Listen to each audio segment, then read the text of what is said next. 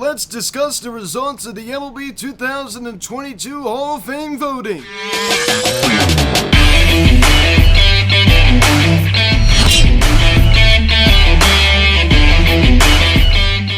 Yo, what is going on, everybody? Welcome to Phillies Stove Media, and today we're going to be talking about the 2022 Hall of Fame. Of course, David Ortiz, the only guy this year to make it into Cooperstown. I guess before getting into this video, please subscribe if you have not yet.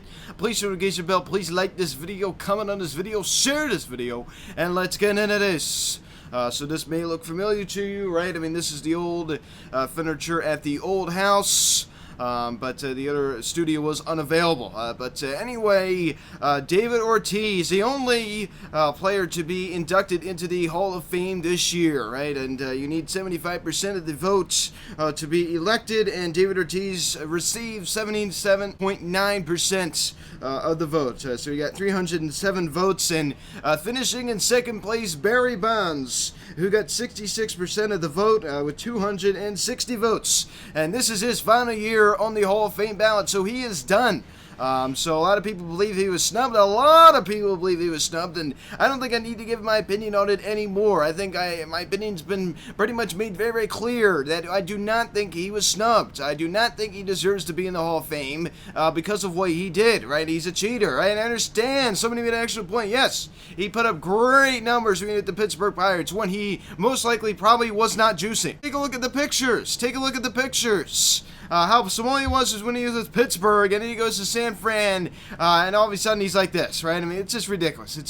It's so obvious. People are thinking like, oh, well, David Ortiz did the same thing. Let me just note now, Ken Rosenthal in an interview with David Ortiz tried to pretty much embarrass him by saying, look, you tested positive in the late 90s, right? We all remember that. But let me just say that drug that David Ortiz tested positive for was legal at the time when he took it. Now, it's one thing if, of course, it was illegal, and I completely agree. Hey, he shouldn't be allowed in the Hall of Fame either. But when there's nothing morally wrong with it, it was legal.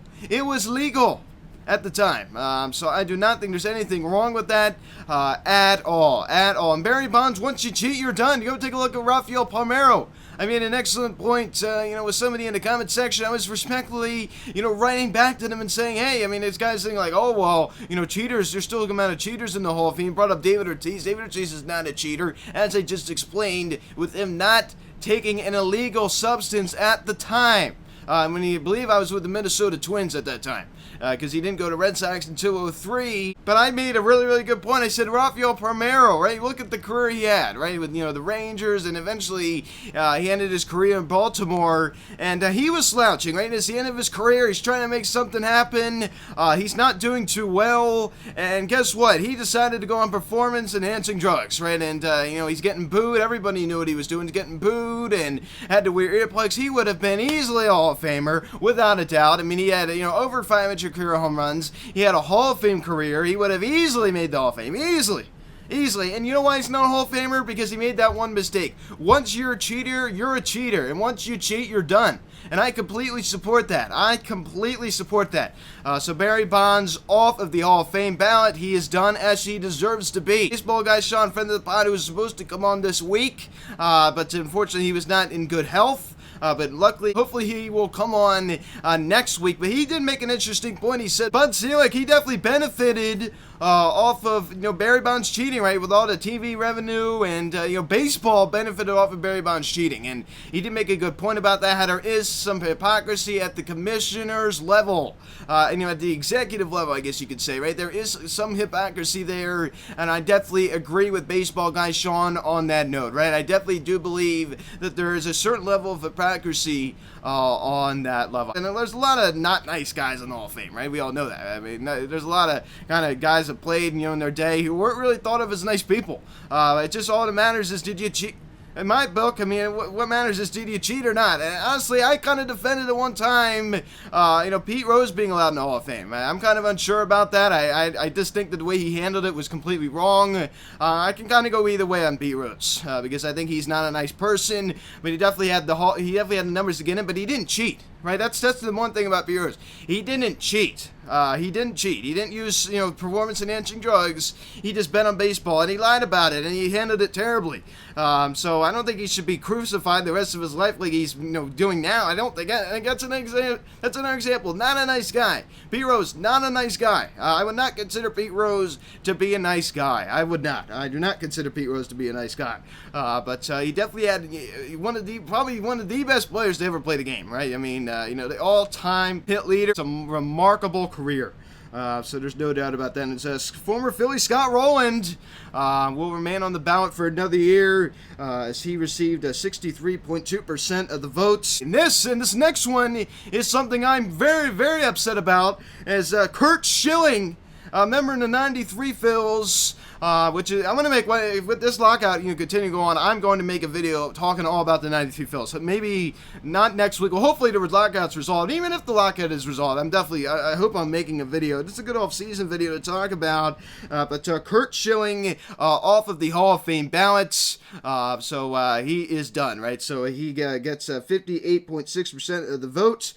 And he received 231 votes. This is frustrating. I mean, he had 3,000 career strikeouts. That's very good. 3,000 career strikeouts. I'm just saying his earned run average for his career was 3.46. And it's not, you don't really look at it and say, hey, that's a Hall of Fame worthy, career. I tell you, it's not at 4.46, is it? I mean, look at a guy who had 3,000 career strikeouts. And yes, I understand he was a Phil, but listen, you can't really say there's a lot of bias there because of the way I reacted about Jimmy Rollins, right? It's about Jimmy Rollins. Jimmy Rollins definitely had a great career, but I think Curt Schilling was snubbed, right? And he did, get, frustrated about it. And he's like, I don't even want to be in the Hall of Fame, last year. I don't really know about that. I think that he needs to just accept it. Unfortunately, getting the Hall of Fame, it's a privilege. And if you weren't voted in, you weren't voted in. It's definitely unfortunate for him.